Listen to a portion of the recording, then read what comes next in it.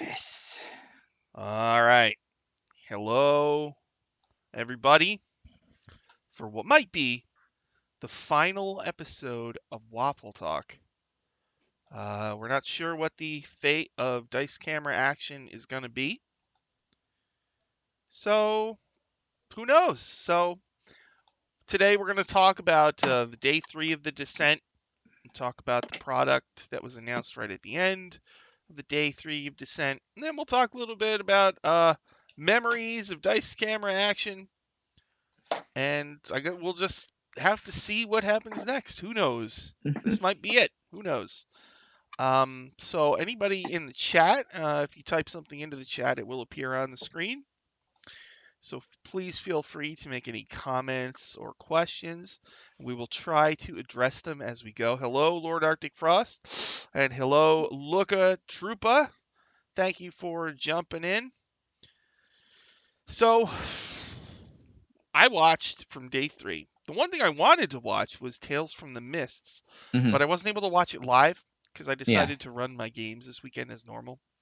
Mm. And I went to go find it, and it wasn't on the VOD. The not even on the Twitch one? No, it wasn't on the Oh, Twitch, and weird. then it wasn't on YouTube either. Huh. So it looks like it just wasn't recorded, or who knows? Maybe I just It might be missed it. on the YouTube one later.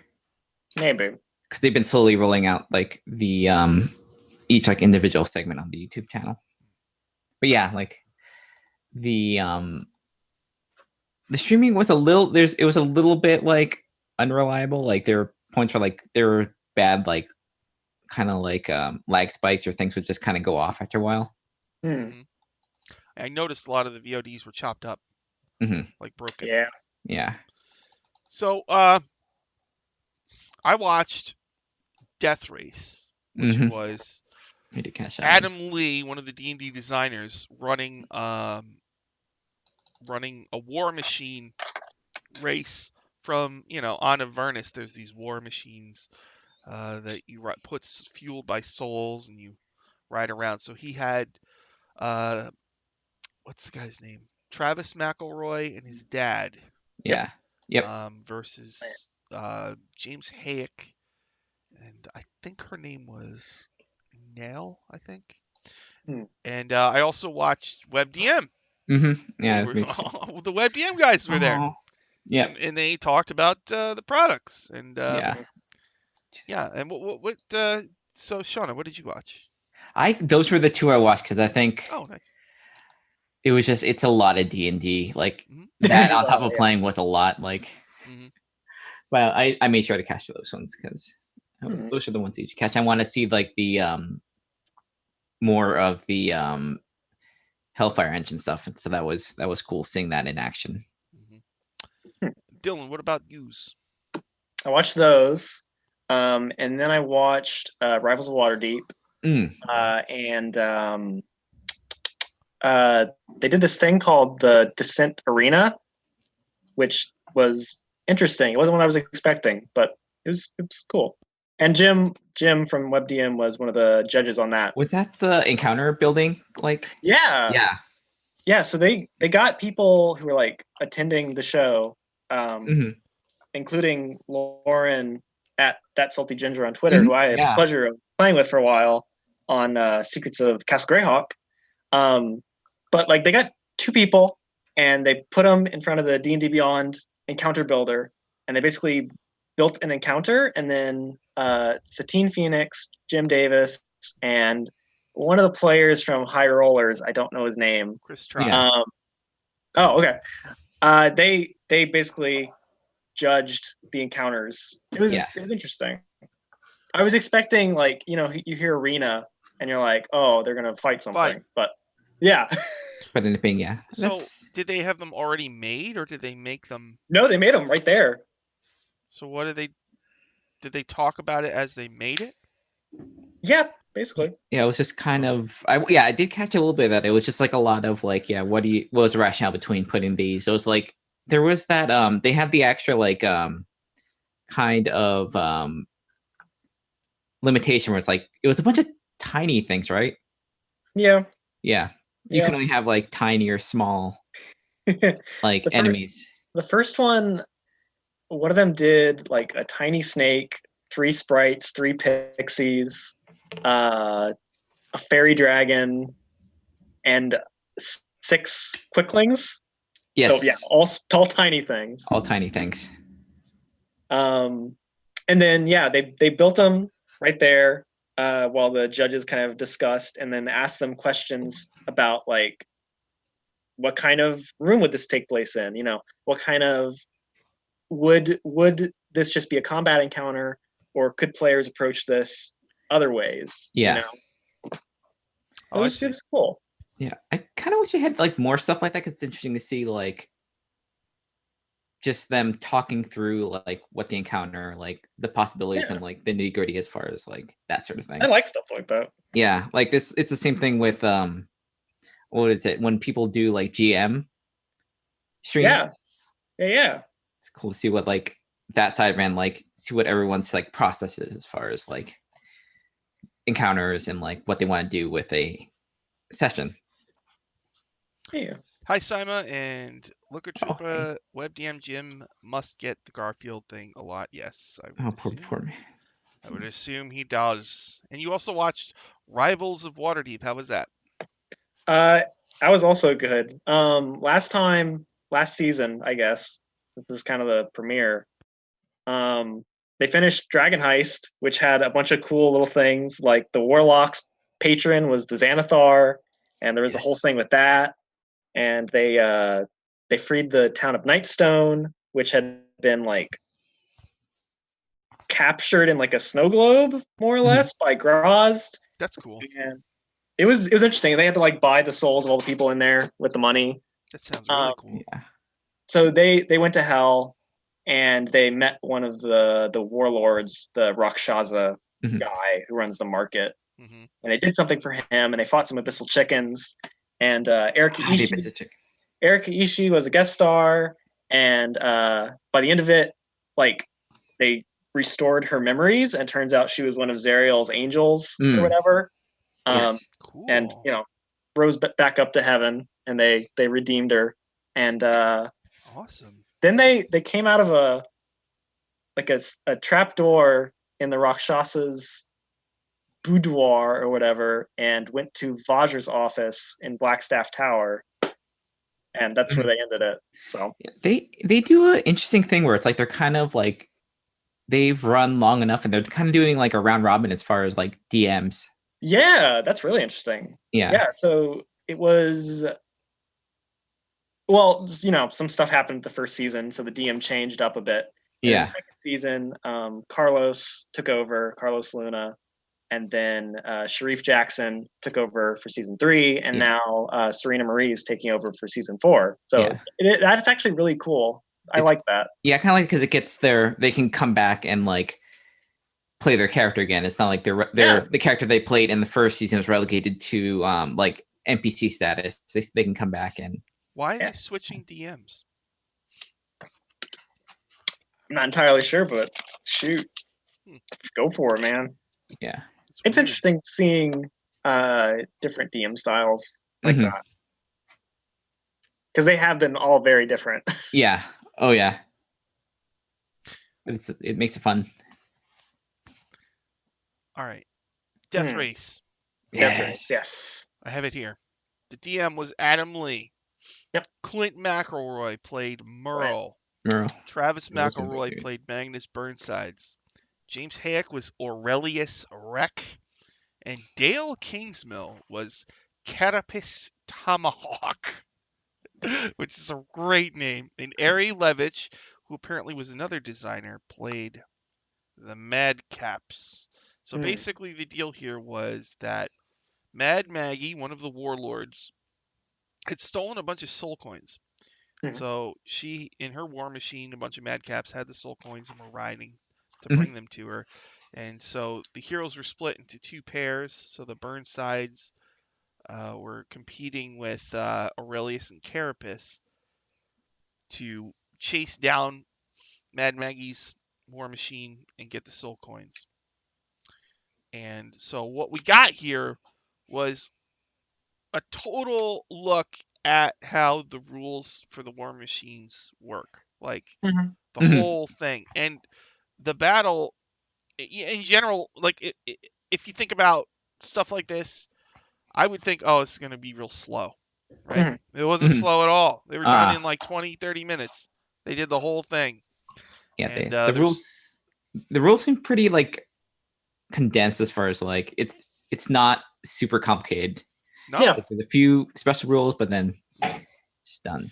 So there was 3 war machines. There was a tormentor, a demon grinder, which is the best name to me, Yes. and a I agree. scavenger. There's action stations on the war machines where like there's like some of them have like an acid projector. One had a wrecking ball that Mhm. could use to smash the other vehicles. Scything blades could come out Yeah. of the sides of one of them. And so when you're in a war machine, there's different stations. So you can drive, and the driver makes certain checks and stuff. And then other people can either be somewhere inside the vehicle or they can be outside, like, in Mad Max Fury Road, where they stand on the back of the vehicle and they hold onto a pole or whatever. Yes. Yep. And there's rules for jumping from one machine to another.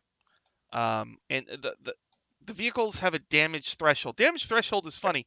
It's a rule in the DMG that like felt like it never ever got used. Mm-hmm. But it's like Yep. basically if you have a damage threshold of 10, if somebody attacks you and does 10 or less, you take no damage. Like you have to do more than 10 to Yeah. do any damage at all. Yeah. I wasn't aware that was a rule in the Dungeon Master's Guide. Like, I think the only time I've ever seen it was actually in the Isle of Champions has something like that for their bosses, like Oh. characters where they have a damage threshold sort of thing. So it's like, oh, that's where that comes from. Sima says the death race was cool, but Mm-hmm. there was a glaring lack of 2-horned bicorns participating. It's true. Yeah. What is? So in the Adventure Zone, they Oh. did an arc called Pedals to the Metal, which was basically a death race. And Justin McElroy, who plays Taco, the third of the Trace Horny Boys, which is their group name. That's the first time that he summoned Garrel, his Phantom Steed bicorn. Mm. Yep. And I think Taco actually won the race for them on Garrel. I might be wrong. It was a while since I listened to it, but I really like that arc. It's good. Good. Should listen to the Adventure Zone, people. Yeah. Yes. So in this chase, like, the vehicle that Carapace and Aurelius were on got just wrecked. Because there's a new rule, the mishap threshold. So if you have a mishap threshold of 20, if someone does more than 20 to your vehicle damage in one shot, you have to roll on a mishap chart, and then your vehicle suffers some kind of malfunction. I think that's like a really, really awesome rule. Agreed. I can't wait to mess with that. I love charts. Yes. Charts are the best. Anytime you can roll a chart. Yeah. So, and then they have, so the vehicle crashed, and then they have rules for if it crashes and you're inside, or you're outside. A lot of damage. If you're outside, you go flying and you take some damage.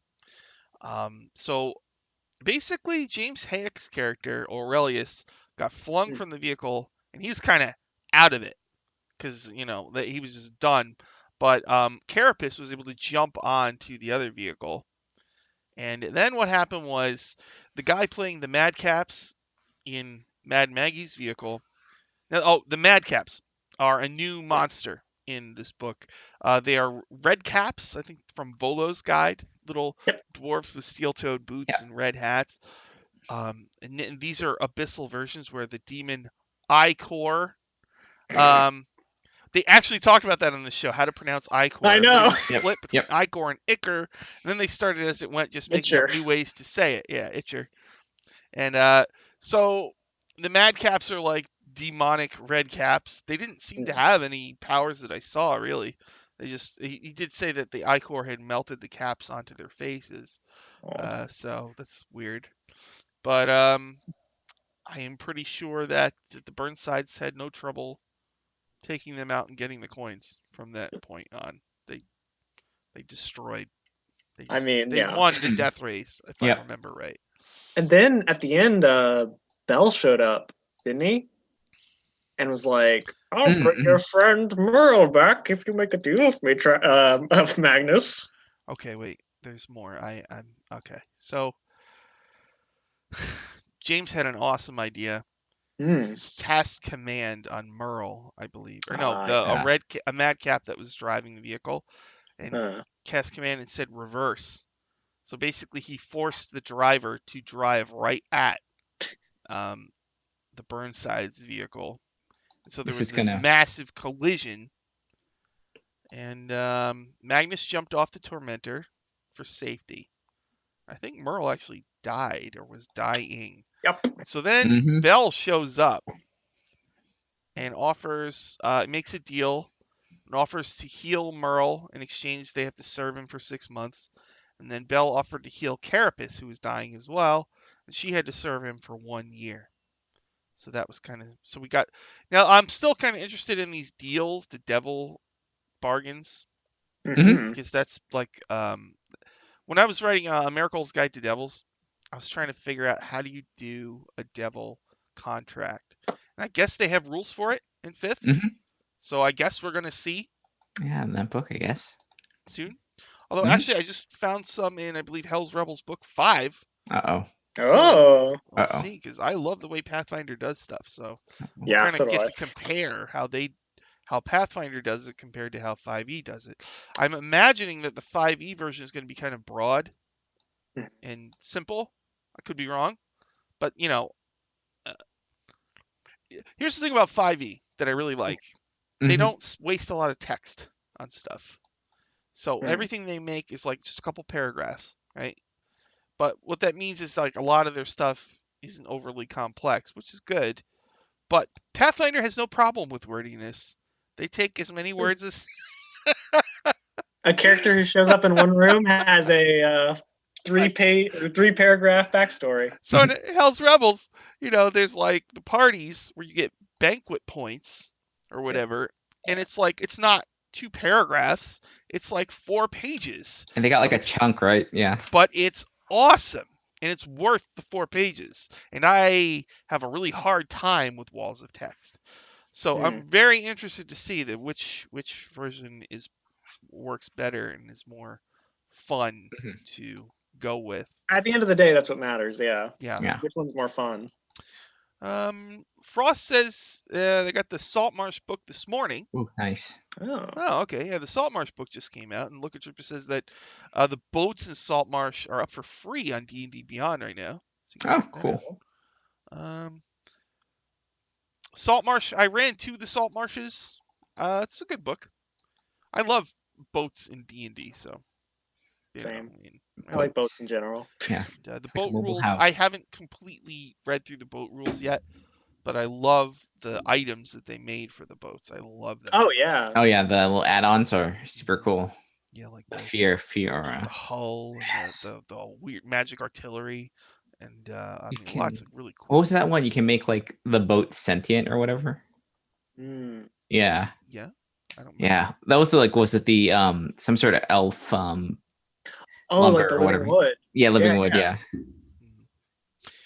Sima says, I haven't seen the Descent book yet. Oh, I don't think it's out for a few months. But I'd love it if there's just dense legalese in the back on how to construct a devil contract. I think I heard somebody say that one of the men, they were giving out all sorts of weird little things at the Descent, and one of them was a devil contract, I believe. Yeah, I would. So. I'd be a little tickled if they had, asked the legal department for for tips, like how do we do this? How do we? What is the most unloophole way you can say something for a devil contract? That's so hard. Yeah, it's hard to do. Yeah. Definitely, that's something you definitely need rules for or guidance. I need it anyway, because that's actually come up in a couple of my campaigns, and I just feel like I was ill-equipped to handle it properly. Because as a player, that's your first instinct is like, how do I get around this? How do I get around this? Yeah. What can I? That's one of those really hard things when you're role-playing monsters or whatever that are like genius level or up intelligence or something. It's just like, how do I play this? Like I don't think any human could ever wrap their mind around how that actually works. But yeah, unless you're a genius. Well, a super genius, super genius, or like 22 intelligence. Yeah. Who's a genius in real life? Neil deGrasse Tyson. He could do a double. I'd say he's high end. I don't know. Bill Nye the Science Guy. High end again, yeah. Right. Genius. It's I don't know. Yeah, that's like once a generation, honestly. Yeah. You think so? I think so. Yeah. Like if a regular person's like a 10, there are a lot of smart people. 22 is. Is there a D&D genius? Big Wilf. No, I mean in real life. Oh. I would assume I'm sure there is. In the game, any D&D genius with anybody with an 18 intelligence or up is a genius, right? Yeah, I think so. But I mean, in real life, is there a D&D genius? Gosh, I guess it would depend on what you mean, like just someone who takes the game to another level. I would say Matt Mercer. That's not. Yeah, that's. Honestly, I would. That's not strictly like. There's some wisdom and charisma in there somewhere, Yeah, for sure. I think Matt Mercer has, to a degree, reinvented being a dungeon master. Just because he's so good at the way he does it, that more and more... I'm interested to know if people playing home games are emulating his style, or if it's just people streaming. Because the way that Matt Mercer does it is good for streaming. It's more interesting to watch than pausing to look up rules all the time. But I'm wondering if that's also because, especially people who are learning D&D from him, watching him, if they're running their games like he does. Yeah. I'm very interested to see that.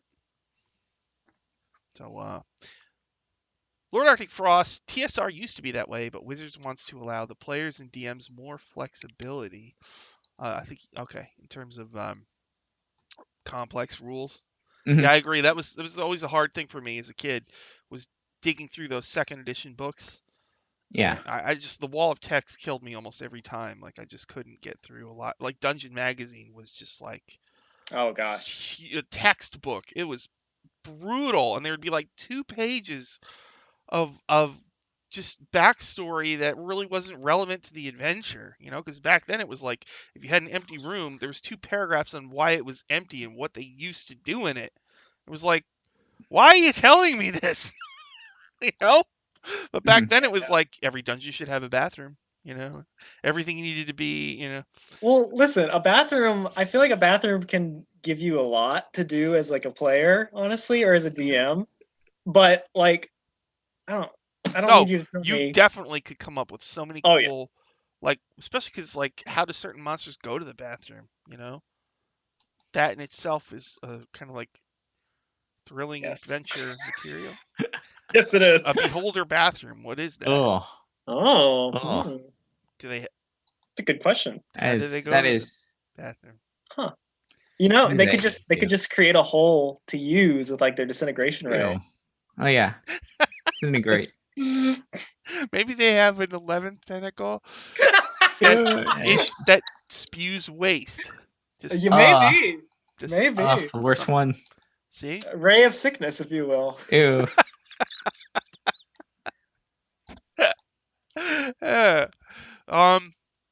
Look Troop, I expect there to be small print on every page in the style of the in-character asides of the core rule books. That would be cool if they did that. Mm-hmm. Lord Arctic Frost might be part of the Acquisitions Inc. rule set, more their line of documancy. Oh yeah. True. That's coming out too, yeah, relatively soon. Look Troopa thinks that Ed Greenwood would be a D&D genius. I think I agree. He's pretty good. You go through old Dragon magazines, like, he has articles in like every issue, and a lot of it is he made up so much stuff that is still relevant today. It's insane. I mean, he made up like most of Hell. He made up Hell. He made up Hell. And he made up so many NPCs for Hell that, like, there's dozens that haven't even been touched since. It's crazy. And they're still there waiting to be used. It's insane.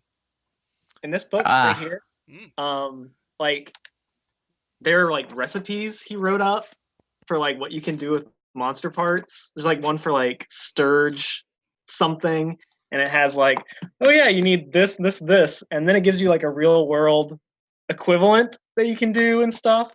And like, there's so many minor mysteries and plots that he's come up with over the years for the Forgotten Realms. One of the things I think that has always stuck by me with, like, it's one of his mantras when coming up with stuff is, if you're going to solve a mystery, introduce 3 more, which I think is such a good way of DMing, you know, or just writing any story in general. It's really cool. I always wanted to read that book. Oh, this one? Oh, it's actually a very interesting read. It has a lot of stuff about the Forgotten Realms, just like there's a fucking passage on the salt trade in the Forgotten Realms, you know. Crazy. Ooh. It's a lot of little things that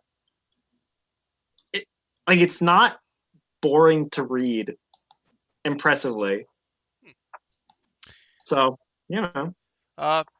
Frost says Chris Perkins is a D&D genius. He has his issues. I like Chris Perkins. How dare you? It's true. I mean, did you not read Bazellan's Black Sphere? What a freaking awesome adventure that was. Umbra. I actually, Nemesis. after you ran it, I did actually. I ran Umbra. Umbra's really good. Mm-hmm. Oh yeah. But you know, Umbra I mean, is something for everybody. It's a good adventure. Does. I actually think Nemesis is better, honestly. Really? I think the art hurts it. I think that's the problem, because Umbra had Dieter Lizzie art, and Nemesis didn't, and I think that is a big difference. We're statting out. Okay. Simon says that Matt Mercer has a 25 charisma, which is incredibly high. I don't disagree with that. I've met him in person twice. He's very nice. He's a very cool dude. 25 charisma. 25 is superhuman, so I don't know if I'd say that, but if you want to say 19, that's 19 or 20, I could say. It's outrageous. Unless he has a magic item that brings it up to 25. I think Jarlaxle's a 24. Yeah. So, you know. I'm inclined to go. We're not going to discuss this, but I'm inclined to be like, well, who else has a high charisma? And really, let's not go there. Just leave that to yourself. Sima, I can think of at least 2 whole things that players could do in a bathroom. I can think of much I'm more. glad we're going down this road here. Let's see if there's more. Look at Trupa. All of my cool PC bases have had an Otyug around for that kind of thing. Okay. That's good. That's good. Lord Arctic Frost. Mimic toilets are the bane of all my old DM parties. Oh, no. No. A mimic toilet? No. Oh, my God. That's going in my next adventure. No. It could be a DM's Guild source book. Dungeon toilets. Right? Running the Noodle Troll, I've actually thought of like dumb things that could happen to our bathroom. I won't lie.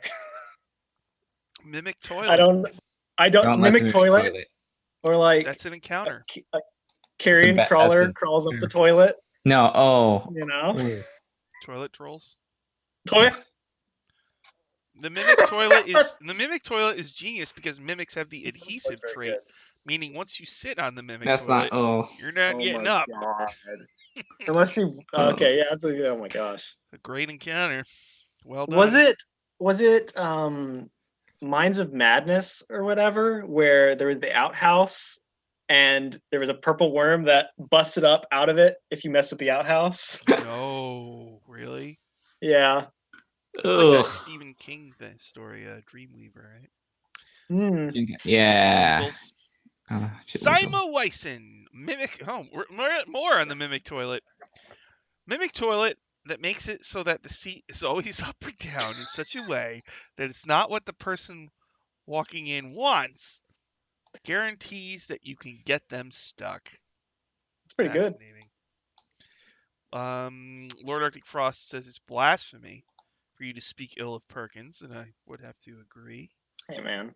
I can Dan's say getting ill of Matt sassier Mercer, and too. sassier every know? week, and might need to reprimand him in some way to talk about it. Listen, I have strong opinions, Sean. Luka Okay. Trupa is now crossing the line.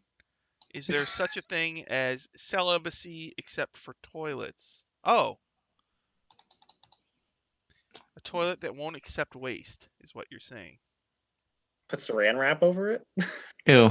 Oh, the toilet's offended that people keep trying to sit on it. Oh. An awakened toilet. An awakened toilet! Hmm? That's going right in the Dungeon Toilet source book. Oh. Awakened toilet. Oh no. They don't understand. Boy. It's just. It's genius. Really, more on the toilets? Ashes of Gallifrey. I had a DM that joked a character mistook something for a toilet whenever someone crit failed perception. Wait, so if you fail, all right, so if you roll a 1 on a perception check, you misperceive something as a toilet, I mean, like the king's throne or something. That's maybe Yep. thinks a toilet. Just walk into the throne room, just sit down, open up the newspaper, you know. in Treasure also you could have a golden toilet, like Trump. I guess I Yeah. You're pretty don't want to bring good. politics into this, but a golden toilet studded with gems. You know, Don't start with gems. I hope it's not on the seat. you have magic toilet paper that are magic scrolls. Oh my gosh, Of yeah. cleaning, you know. Prestidigitation scroll, you just clean. Man, Magic I wish. bidet wand, you know. All right. So that was the death race. Yes, it was. Oh, actually, there was one other thing. Back when I was younger, I had a Spelljammer campaign, and there was these hippie dudes who would prank people with Spelljammers by replacing the helm that flies the ship with a crap helm, which was just a toilet. So your ship can only be powered by waste, right? Ah, My group did not like that when that happened. They were very angry with me. Hmm. And that campaign actually pretty much went in the toilet shortly after that. So. oh. All right. Let's see. Luka Troopa, watch out for the bog roll trolls. Bog roll troll. Frost. I don't think the toilet mimic would become the major. Yeah, I didn't either. But No, well, it's like the pea fish a couple weeks ago, you know. I'm not sorry though. Honestly, I'm not sorry because I think it's an awesome idea that fits very well in the dungeon of the Mad Mage. That's for sure. Oh my god. There should be a bathroom on every level. It's true, there should. I guess I should put 2.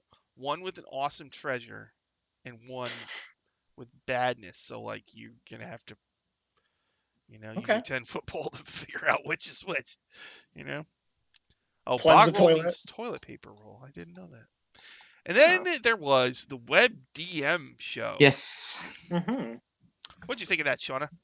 I liked it. Although like the crowd noise was got a little bit louder. There must have been something exciting happening at one of the tables because you could just kind of hear it in the background every once in a while. But yeah, like I always like hearing them talk about the stuff, and I feel bad, Pruitt, that it's not Spelljammer. I know. Oh wow. I know. Pruitt was convinced that Spelljammer was what was happening. I mean, shoot, Mad Mage has like rules on a Spelljammer, you know, and stuff. So I think I was kind of convinced too, honestly. Before the whole Descent thing came out, I could have seen it. Could have been anything at that point, but yeah. But I wasn't expecting Baldur's Gate. That's for sure. Yeah. So yeah, they talked about everything we learned. Yeah. At one point you could see because they had a window behind them, and through the window you could see kind of the convention side of the Descent. Yeah, the main floor. Merchants and people walking around, and Lisa and TK and Kayla Klein actually came right up to the window at one point and waved. It was funny, and yeah, it was good. It was good. They kind of just went over everything that was in the book. Mm-hmm. At the end, they talked a little bit about the Essentials box, And they kind of gave out a few new details of things I didn't know. They talked a little bit about Zariel lives in a place called the Bleeding Citadel, where her sword is kept, which I don't know if we knew that before. There was a demon prince. Art of where the sword is being kept. I think either it was the sticker or it was just a piece of one of the concept art. Yeah. A demon prince ate 1,000 hydroloths and vomited up a creature called Krakatoa in the river Styx. Oh. And they talked about how there's a lot of unique creatures specifically created for the Blood War that are just wandering the first layer of hell now. Good. Which I didn't know. That's cool. They talked a little bit about how this is all set in the Borderlands region of hell. And they talked about the gate towns in the Outlands and how the Outlands has all these gate towns, right? One town, they're all like right on the border. So there's one town for each plane. And so each gate town has a gate to that plane. And basically, the beliefs and the way that people act in the town can shift the town itself. And if the town becomes too closely aligned in nature to the plane it connects with, it actually gets sucked in. So I'm not sure, but it sounds like something like there's infernal agents in the gate towns that are trying to turn them lawful evil, so that way they all get sucked into Avernus. I don't know. That makes sense. Yeah, that makes sense. Yeah, because that was always the thing with like the Planescape is there would be like they would want to have like people the opposite alignment just to so you have the one good offset it. Couple could keep good people in like the lawful evil skewing towns just so that they make sure they stay in the Outlands. And I think in older editions, Avernus had like a line of gate towns that the devils had sucked in, didn't it? Yeah. Like Dark Spine, Ribcage, just all big old line. Imagine some of the plains gate towns are easier to loose than others. Flagmort. And Jim talked quite a bit about Elturel, which is one of the Sword Coast towns that apparently got sucked in. Mm-hmm. There's a lot of stuff going on with Elturel. Seems like a major location and maybe kind of like a home base kind of thing. A little bit of refuge, maybe as much as you can get down there. That's really interesting to me, just because I know I mentioned last time like the big 4th edition stuff about Elturel. Like that's what really got me interested in that city in general, you know. And like the stuff where Zariel is the one who taught their Hell Riders or whatever way back. That's really freaking awesome to me. Giving her that meat, you know? Yeah. Zariel taught their Hell Riders? Yes, they have special knights who are specifically trained to hunt fiends. So awesome. Yes. That's awesome. So there's a whole lot of stuff on Elturel. And they talked a little bit about the Essentials box, and it was good. It was just a 2-hour web DM show. They went right down the whole thing. Yeah, it was a good long discussion. Awesome. It was nice because, I mean, I watch stream games, but it's nice. It's like a nice break, sort of. Yeah. Just to kind of digest all of the information out there. I know I'm biased because they're our friends. Mm-hmm. But it seems like they should be very closely affiliated with the D&D Twitch channel, and they should have a show every week. You know how they have Dragon Talk with Greg and Shelly? This should be a web DM show, a similar one like that with them, because they're like so good. You know? Yes. They're very knowledgeable. Yeah, very. And Jim's got a great voice. You know? He does. You know? It just seems like... And also, Travis Bowles, who produces the show, is really tremendous. Like as a player, as well as just as a producer. And I just feel like, especially because the D&D Twitch channel, they're still kind of feeling it out. Travis is like a guy with a bajillion ideas, and I just feel like he would boost that. He would really help them a lot. Like get that thing. So I don't know. I just think it would be smart of them to really tie closely with the WebDM guys. It's just my opinion. And they each run a long-running campaign too. that are very, very popular. Pruitt's Spelljammer show is extremely popular. It's a good show. Stuff. And Jim's got his kind of Dark Sun inspired show. It's just, they got a really good thing going. So hopefully we'll see them more because people love them. They're great. It's just, so who knows? Hopefully we'll see more of them. Their Ilmatari costumes were really great. So, yes. Yeah. Oh my gosh. I shared that with my party's Ilmatari Paladin, and he was like, "These guys feel me on a deep level. I can sense it." Okay, hold on. In the chat, all right, this is funny. The CD. Yes, Look at Trooper would really like it if they would do another player's primer. In the second edition, they had an Outland source book, and it came with a CD. Mimir. Oh. And the CD was like kind of like an audio play of people describing each of the gate towns. And like there's some of it, I don't know, I thought it was funny. Like, not in a good way. I'm not. What? No? It was brutal. I never heard Parts of it just cracked me up. You know, I actually considered incorporating it into my home Planescape campaign just because I knew that they would just die laughing listening to this thing. But I didn't do it. So. All right, so we're running low on time here, and we need to talk about the big announcement, right?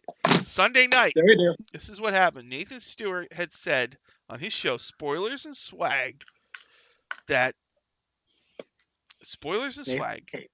he was at the very, very end of the stream after the concerts. They had concerts Sunday night.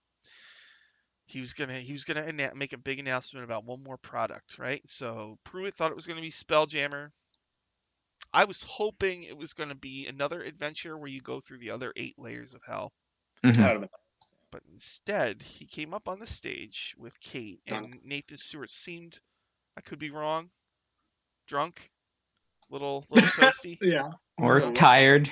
That's okay. It's a long weekend, a lot of planning. He got up there, and Anna was there, Kate Welch was there, and he declared that the new book has a Warforged on the cover. And it is Eberron. Nice. And that's a little weird because they put out a whole bunch of Eberron stuff. Yeah, they put out a DM's PDF. Guild. Yeah. They put Warforged on the cover of every one. I didn't notice that. They do. Well, all right. That's all he could say. He said Greg Tito didn't want him to say anymore. So people are like, well, what is this? Are they going to just take that book, The Wayfinder's Guide to Eberron, and just put it in a hardcover, print it? Is that what they're talking about, or is it going to be something else? I don't know. I don't know. I mean, I'd love it to be like similar, but a little more like a traditional campaign setting book, like a lot more like a lot more meat to it. But yeah, I'm curious to see how that goes or what that looks like.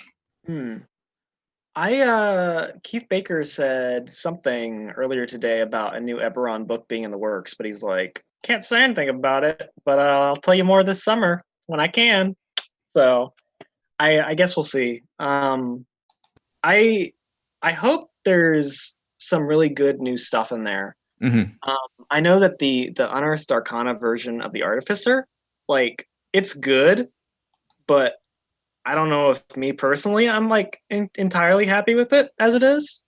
Yeah. Because like for me, the Artificer, which is, you know, it was introduced in the Eberron 3.5 book originally. Yeah. Like one of their big things is they put their spells into items and then, you know, hand it out to all your friends. So they can use, you know, this empowered sword for a little bit or this empowered armor. But like the 5th edition version, they can't do that until 18th level. And it's like, well, I don't know. I haven't seen the new revision, but the one I made an artillerist for the game I'm playing on Wednesdays, and they do have that power. I don't know about the brand new version, but you can make. I made like a bag of holding, and a couple other things. They have that, yeah. But I mean, not even just magic items. I mean, like imbue these gloves with spider climb, the spell, you know, or firebolt in this wand, so it has like 3 charges of firebolt, and you can hand off to the fighter, so he has basically a gun. Have fun. Also, I would love to hear people in the chat what you think. Are you happy with Eberron, or did you want something else? Simon says Eberron is cool, but God, I would have loved Spelljammer. Yeah. Luca says because of Eberron's nature of not forwarding the timeline, I wonder if they're going to tread new ground in the setting. Don't know. Simon I would love to hear more about a lot of things, like the oceans and like the Sahuagin Empire and stuff, because that's never been expanded upon, or like the plains. We don't know anything about the plains really, so I'd love to hear more about that. I don't want them to move the timeline. I guess don't. Maybe it's like also campaign setting as well as maybe it has a campaign in there as well. Maybe that'd be cool. It could be an adventure, cool. Right? Mm-hmm. Yeah, it's possible. Lord Arctic Frost says, here's something to think about. Wizards has constantly had 2 books per campaign recently. Order the Dragon Queen and Rise of Tiamat, both the Waterdeep books. Now a single book for Baldur's Gate, and I think there's another one planned. I don't know. Yeah. Look at Trupa. I've heard a lot of buzz about the underwater elements on the Eberron Discord. Yes. Really? Yeah. I think there's less chance, I think, of another like partner book, just because I think the level banding is wide enough to cover. Because the Waterdeep one goes to was it 1 to 5? 1 to 5, yeah, that's true. And then the other one is significantly higher. So this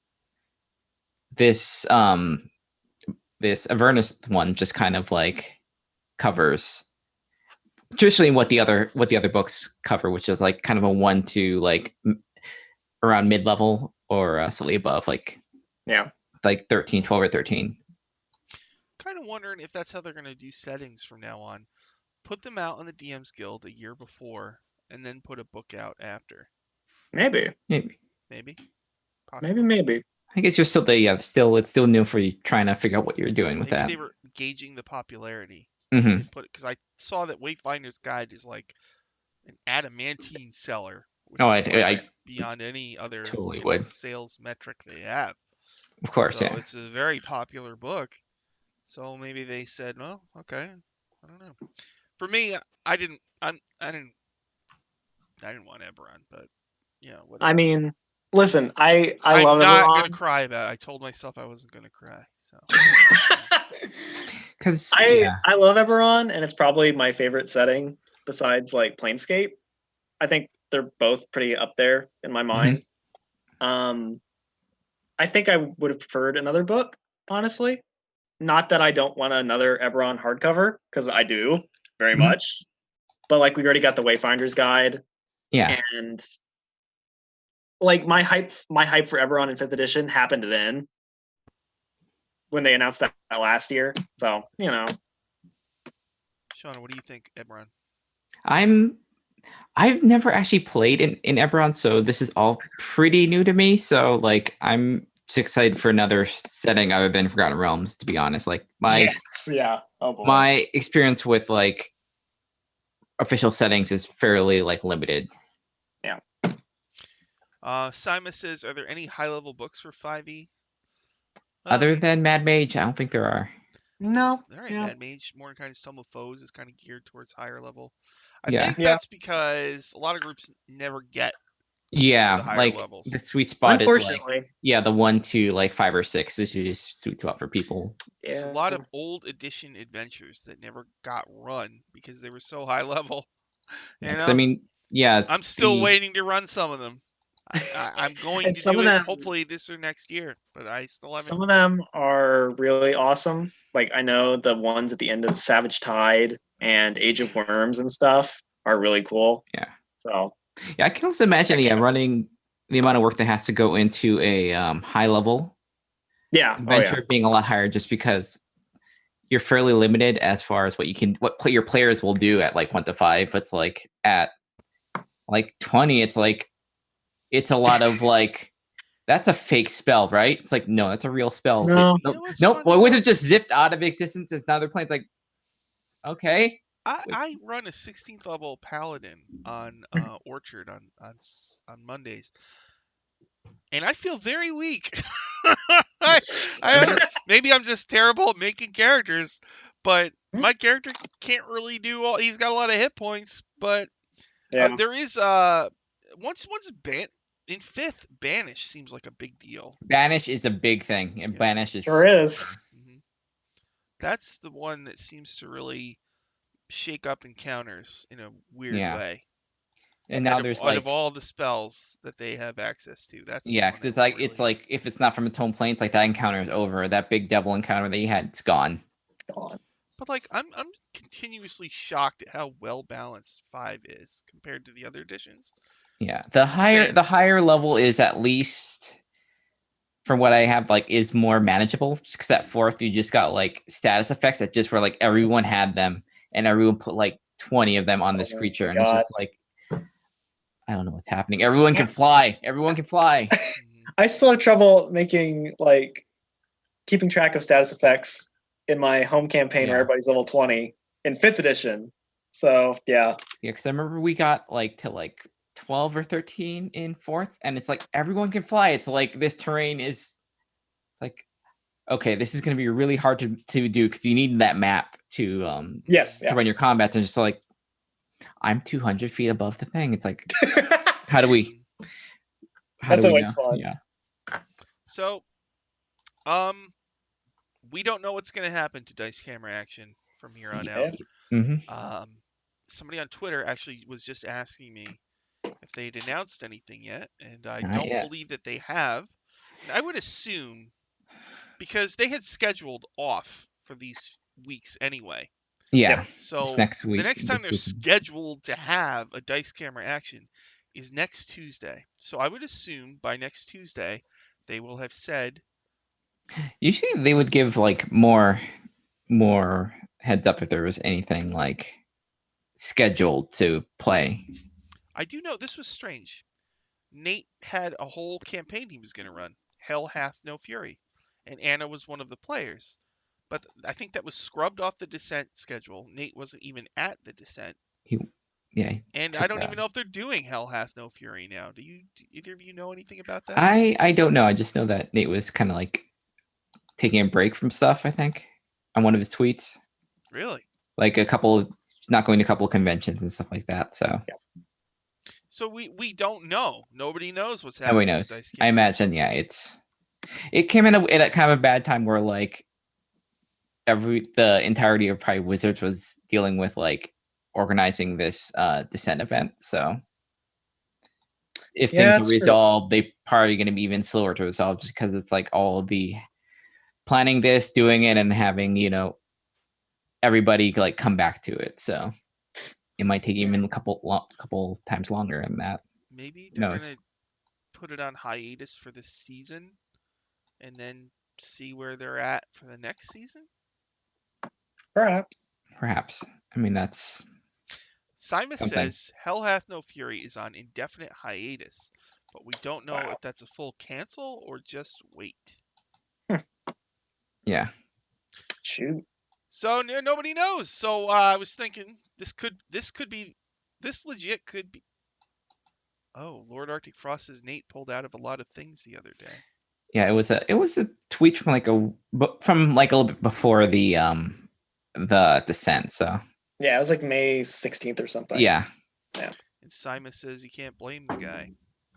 No, I can't blame him either. I guess. What a horrible way to end dice camera action if this is the end. Just stuff happens. So I was thinking, since this might be it for Waffle Talk and might be it for dice camera action, I just wanted to know what everybody's favorite thing that happened on dice camera action was. Oh gosh, one favorite thing? Okay. Anybody in the chat, please tell me. Okay, all right, I can go. Whatever it is, could be some big thing, it could be some small thing. Whatever. It was the PAX, the first PAX Unplugged session. That was my first to watch. It was a real meeting. It was, I think, for me, like the perfect session. So that was mine. Was that the one with the brooms? That was the one where they went to Sigil briefly. Yep. That was they fought the Mercy Killers. The Mercy Killers, yeah. And just because they didn't have, nobody had any idea other than Chris was happening. They're preparing to like save those frog children, and that thing just went out the window as soon as that thing picked up. Whatever. So that was your favorite? That was my favorite. Gosh. Dylan, what was your favorite thing on Dice Camera Action? One favorite's hard. Anything. I think the one thing that like I kept coming back to and had a lot of fun with was the whole like Klauth thing. You know, like the whole battle in Omu with Bag of Nails and Miranda and all that, the Ring of Winter. Yeah. And then the arcane bomb as well, and Shemeshka showing up and taking Diath to the party, and Sigil and Esteban being there and stuff. Like that was just a lot of cool stuff for me personally. Yeah. And I mean, there's other things. God, the last Barovia episode was, I think, up there as far as favorite D&D things. It's just like, oh, for real, they killed them. That was pretty good. Looker Trooper says Shemeshka is the favorite part of the whole show. I love Shemeshka. Ashes of Gallifrey says the Ring of Winter arc. The whole thing where Paulton got the ring. Paulton had a real, like, I was trying to pinpoint earlier today when I realized that Paulton was like a fully realized character. And I think it was when he yelled at the group on the ship after he lost his mandolin to the dragon turtle. I think that was the moment where it was like I was shocked that Paulton had never really done anything like that before.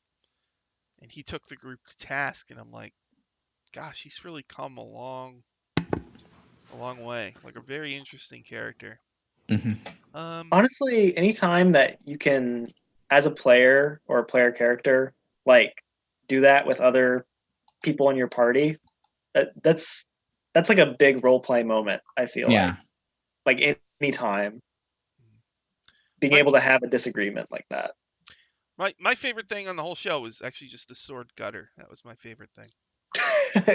Gutter is really interesting, so I don't blame you. I actually I paid an artist. Like I listened to Chris's description and I like sketched it out, and then I sent it to an artist, and they drew it, and it wasn't perfect because Chris had said that I think I messed up the handle, but what happened was it got around, and I think Diath's cosplay actually had a replica of the design that I had made, you know? Oh, that's right. And it was just like the whole. Well, and even aside from that, it was just Gutter is just a cool magic item, you know. And I was really looking forward to learning sentient weapons the whole story with Gutter. And I love artifacts with like histories and goals of their own like that. This is probably dumb, but I love Wave Trident of the Deep from White Plume Mountain. Just because like it has this cool story about how it was made by storm giants who were imprisoned on an island, and it might be destined to kill a sea god, and stuff like that. Like it's interesting to me, and it makes you worship a sea god. Stuff like it's dorky and cool to me. That was one of the first adventures I ever ran when I was a kid. And I was running a campaign where they got tons of magic items. They were really So there's 3 magic items in that adventure. They actually just chucked Wave. They didn't even want it. Where's the favorite? They kept Black Razor, but they chucked Wave and Well. Man, screw Black Razor. Black Razor makes you do real bad shit. Yeah. Black Razor is real bad. Black Razor is just a ripoff. Okay. Let's see. Eve becoming a construct. Yeah. Yep. And then sticking to, I'm amazed they stuck with it as long as they did. It was cool. It's true. And I would say a lot of the stuff that happened around the end of Tomb, first half of season 4, with like Evelyn destroying the Soulmonger and becoming a saint, and Diath killing the Xanathar and the whole like I'm the Xanathar now thing, which I was kind of sad because it didn't really go anywhere, but it was a cool moment. Another moment I loved, Benwyn freaking blinding the Xanathar and then dying. That was amazing. Benwyn dying. That was one of. That was amazing. I mean, I don't want Benwyn to die, but that was no, not do I. But yeah. Also, the time that Evelyn thought she ate a child. Oh yeah. Yeah. Mm-hmm. Yeah, that was good. That was a very funny idea. Just the whole idea was good. Barovia was really good. I really liked it. It wasn't perfect, but like it was really fun. Yeah. Actually, one of my favorite episodes, thinking about it, there's one or two where they were with the Sohn sisters, the hags. Yeah. And the whole soul larva thing. I really like I really liked that stuff. I really did. I actually really liked Strix's time 50 years in Barovia. Mm-hmm. I thought that was really fun and just like cool and unexpected and like a really cool tool. You could do all sorts of stuff with that, you know. And it was also fun because it seems like a lot of the fans of Dice Camera Action are newer to the game. And I think a lot of them just didn't see that coming at all. And it's like their minds expanded about what you could do in D&D. We can do anything. That's one of the things that I think I like most about Chris, honestly, Chris Perkins as a DM, because like watching Ack Inc. is how I originally like decided I was in a DM, and I think that and DCA and his DM's experience articles and all that like really did open my mind to like, oh yeah, you can have a villain who eats babies and has a giant iron shark golem that bites into the bottom of ships and a tower that's a rocket ship. Sure, you can have that. That's funny. The tower takes off. Yeah. Yeah. That's funny.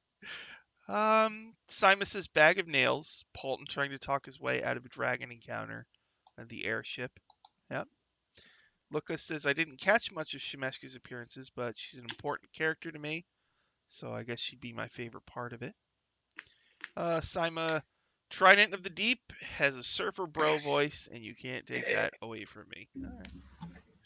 All right. I personally do this voice for Wave. Really? That's the voice? Yes, I love it. Good voice. Sweet. All right. So this is maybe this is it for Waffle Talk. I don't know. Maybe. So Dylan, you got any final words for the eons? For the eons, oh Lord, that's for the historians. I don't know. You know. Hey, people, go play D&D, have fun, and don't let the rules tell you what to do. Do whatever you want, man. Shoot, go. Sean, you got any final words? Yeah, just that. Had to go if it goes, but the show definitely did mean a lot to me. It's got me to do this thing, and I met all of you guys through it. And true. So, yeah. Let's see. When I started this, let's see. I knew I wanted to write about it, you know, because I'm a fan of Chris Perkins. And then we started doing this show. I wish I had started it earlier, but I just wasn't ready yet. So I would have liked to have done every single episode. I don't know if that's ever going to happen. But we did a lot of cool things on Waffle Talk. Especially the guests. We had Anna came on the show like twice, right? Holly came on the show, I think twice. I had James Hayek. James and James, yeah. I'm so sad I missed that episode. Yeah. Rachel Seeley. Yeah. I think we got Kika to come on. And it was just fun, you know. Just got to talk about Dice Camera Action, the show that we like. Got to talk about it. For the first episode we did, Chris Perkins was in the chat, you know. Whoa, I didn't know that. And I was like woefully, you know, I was woefully unprepared for this. So like, they plugged it on Dice Camera Action, which they I never asked them for any. They just did that.